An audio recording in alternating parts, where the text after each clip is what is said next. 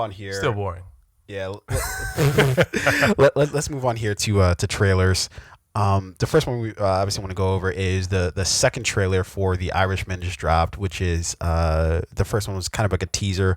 This is the full trailer that we're getting from Martin Scorsese's The Irishman. This one blew me out of the water. Like I the first one I was like, ugh, it's okay, but the facial effects, they looked really off. They just didn't look good to me. This one, everything's a little more touched up. We're getting a little more flavor of what we can expect out of the actual film. So you see a very young looking De Niro, very young looking Pesci, very young looking Pacino. I thought it looked great. I thought you got a lot more of what the story is going to be about, and obviously we knew what the story is going to be about, but you at the very minimum got to see sort of everything sort of going on, within the context of the film, and I don't know, it just looked really good to me. Yeah, I mean, this second trailer was definitely better than the first. Have I still seen anything yet that makes me like really, really want to go see this film, other than the fact that it's starring Robert De Niro? Luckily, and you Joe don't need Pesci. to go see this film. Oh, well, to scroll to find this movie, Press right? 3 buttons. Yes. I mean, the cast looks phenomenal, right? You got Joe Pesci, Al Pacino, Robert De Niro, directed by Martin Scorsese. To me, that is enough to watch this movie as soon as it drops on Netflix. Yeah. But based on the first two trailers I've seen thus far, I'm not gonna say I'm unimpressed, but I'm just like, okay, it looks good. I'm not wowed just yet. But that's just it though. Like, these aren't the type of films to like wow you. So for instance, I would point to like Goodfellas, right? Goodfellas, and I think I actually did see the trailer for that because I somehow saw the trailer for it. And it was, I don't know, it's not really, it's kind of this same type of vibe where you get a little bit of what to expect from the film. But it doesn't. For me, this is more about seeing all those dudes together, but also knowing that Scorsese's directing this. Scorsese, I think, has yet to let us down as far as putting out a film like this and not having it be top notch. You know, and a movie like, and granted, I'm gonna see this for sure, but a movie like this, you have to imagine everybody is at like the top of their game, right? Yeah. Because De Niro isn't gonna be outperformed by Al Pacino, and then Joe Pesci isn't gonna be outperformed by De Niro, and everybody is just raising their caliber of acting. And maybe the trailers aren't meant to wow you, just to build kind of that give you a little flavor, anticipation, right? Yeah. Like because it's a great cast, it's an incredible director, and the trailer is it's gonna give you a little taste of what's to come, and then you gotta watch this movie. I'm gonna watch it. I've just seen like more exciting trailers. Like what? Name one. Name one trailer. I think, Name one trailer that's better than this one. The Name Breaking one. Bad movie. Just make El Camino. No, don't say that. That's the next one we're going to talk about. Yeah, That's easy I know. out. Name any other trailer. Uh, Any other trailer that's better than this. I know. I'm just. yeah, you kind of put me on the spot there. I don't know. But Yeah. I mean, fortunately, the next film we're going to talk about, El Camino, which is the Breaking Bad movie. Yeah. This trailer was actually exciting. Yeah. To be fair, I didn't really. I don't know. The first few things that Netflix put out for El Camino, a Breaking Bad movie, it was okay. They didn't really, they gave you like minimal things. I know they did like a recap of Breaking Bad, which is actually needed because it's been a while since I've actually watched Breaking Bad. So it was very needed to have like a refresher on everything that happened through the series finale. But this trailer was it was good. It was good. It was and what I really liked about it is that I felt like towards the end of Breaking Bad, Jesse's character, he somehow got dumb, like, or not dumb, but because he always is kind of dumb throughout the whole series, but it was like they made him unreasonable. I feel like. So I think his character over time, especially after having like lost his girlfriend, who she ingested like arsenic or cyanide or ricin. I think it was ricin. Did she, or did she just? No, no, no. I think she just OD'd. Oh, okay, yeah. Something happened with Ryson. Maybe the kid Yeah, almost died from it. Or yeah, something. yeah. No, no. Yeah. That did, and I can't remember exactly how that all, because I remember there was like something stuck Yeah. somewhere. And, yeah, I Over remember that, time, Jesse Pinkman's character somewhat became like delusional. Like he somewhat didn't respect the game that he chose to be a part of. Like, you are in the drug business. You are a drug dealer. You're dealing with a very dangerous drug and very dangerous people, and you're just operating as if, you know, as if you can just get out of the game, Yeah. right? You had all the wins. You didn't want to take any of the losses, and he became frustratingly ignorant to the life he chose to be in. So yeah, it was tough. Fortunately, Walter White, played by Bryan Cranston, just kept delivering episode after episode after episode, which carried the show. Though there were those times when I really didn't care for Pinkman's character, and it was kind of like, I wouldn't mind if this guy died. Now, here is I like how you just breeze past that. Yeah, I I wouldn't wouldn't mind. care if he died. Yeah, it's fine.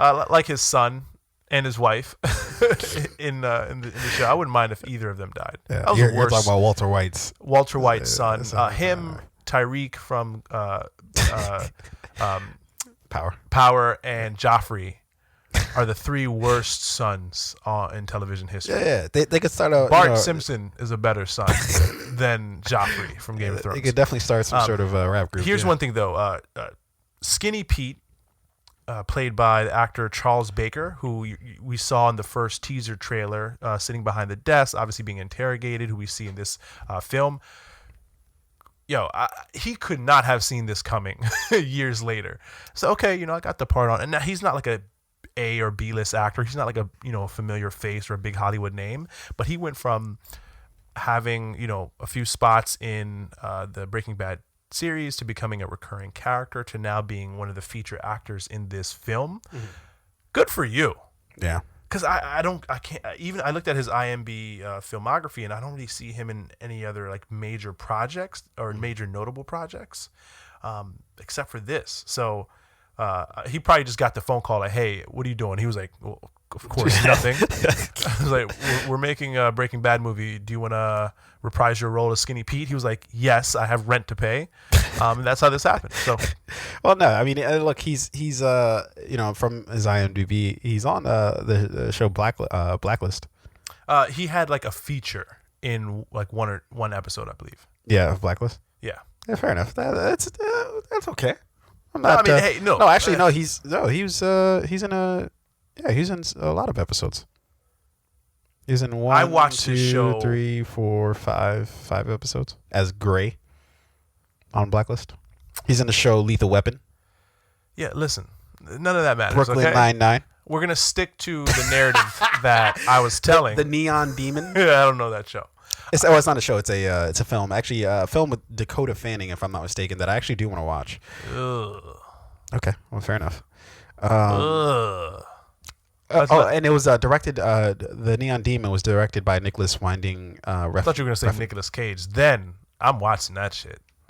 Under no circumstance will I Just watch to a movie see called how Neon Demon bad it by is. Nicolas Cage. All right. Anyways, so El Camino looks pretty dope. I'm so happy that this is coming out on Netflix.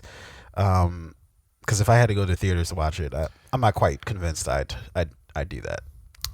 Unless I knew guaranteed Walter White was going to be in it. Yeah. I'm not convinced I'd be okay with going. And here's why. I think when I'm used to experiencing something on one platform, Yeah. right, I wanted to kind of stay on that platform. Right? Yeah. When I could just binge watch Breaking Bad. Yeah.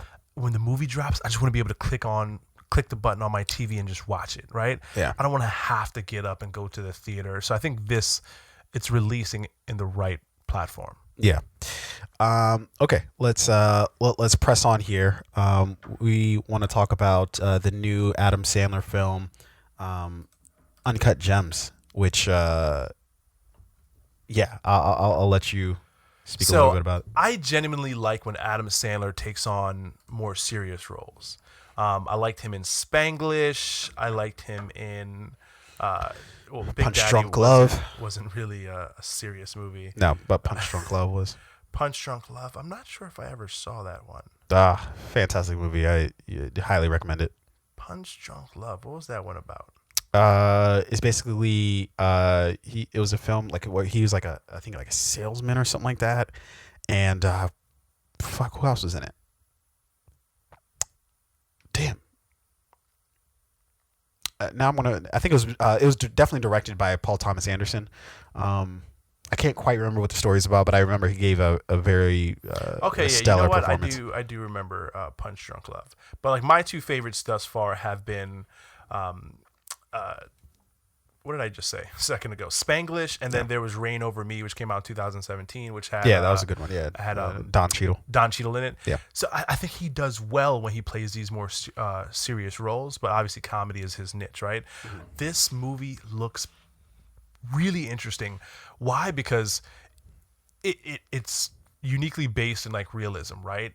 And I say that meaning that he's clearly betting on he's betting on sports. He's a guy who he takes risky or high risk bets, right? yeah, But he interestingly enough has like close ties to the to the sport of basketball, right? Because Kevin Durant is in not Kevin Durant, Kevin Garnett is in this movie. So that was pretty interesting. That to me that made it feel a little bit more real, right? yeah, It's like if you're a big time sports bettor, you may know people inside the industry in which you're betting on, right? Adds a depth of reality to it for me. So when I saw that, his performance, he's like eerily.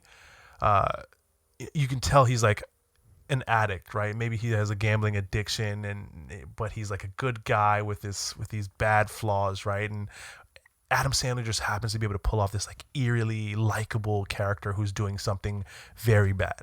yeah. I think what there are a couple of things that jump off the page to me about this film. For one, um, obviously seeing just like you're laying out, seeing Adam Sandler take on a more serious role, I think that works for him better than I think comedic roles, right? Because I think when he's purely comedic, he almost forces it a bit.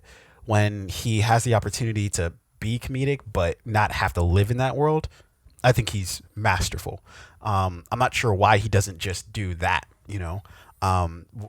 There's because I know he signed a pretty lengthy deal with Netflix a while back to produce a shit ton of movies, and I think a majority of those movies that have come out so far have been, comedic in nature. But to see him do stuff like this is incredible. But then also, shout out to A24. They just keep putting out films that everybody wants to fucking see. Yeah. Like, or maybe I should dial that back. Apparently not everybody, because people don't go to the fucking theaters to see. They put a lot of sort of like almost like indie films Yeah, out, and they're putting out really quality content that the people who like they want. I'm not gonna say like they have an audience in mind, but like people who are like more serious film goers, right? Who like who care about like, hey, like what is this story about? What studio's producing it? Who's in the film? Who wrote it? Who directed? All of those things are gonna want to go see this movie. And if you look at the top bill cast, right, it's like you look at it and you're just instantly like, yo, what is this movie about? You've got Adam Sandler as Howard Ratner, Julia Fox as Julia. I'm not too familiar with her, right? But you got Kevin Garnett and The Weeknd, top bill in this movie. That's really interesting. Yeah. One thing about Adam Sandler's movies that's always super fake is like he's always like his wife or his girlfriend or his love interest in his movies are always like very, very beautiful women that absolutely in no way would ever fuck with Adam Sandler. I don't know about that. And now, I mean, in real life, he's rich and very successful. But I mean, just based solely on looks. Nah, Like his love interest in this movie, beautiful. Him, not so much. he's a funny guy. Funny guys. Funny guys They tend to compensate for a little bit. That's very true. Their looks. Anyways, interesting note about this film. It's also executive produced by the aforementioned Martin Scorsese. So that's another thing to put in the feather of the cap of this film. And it's directed by the Safdie brothers, who just recently had the very great film Good Time, starring Robert Pattinson, Batman himself. Okay, let's move forward here.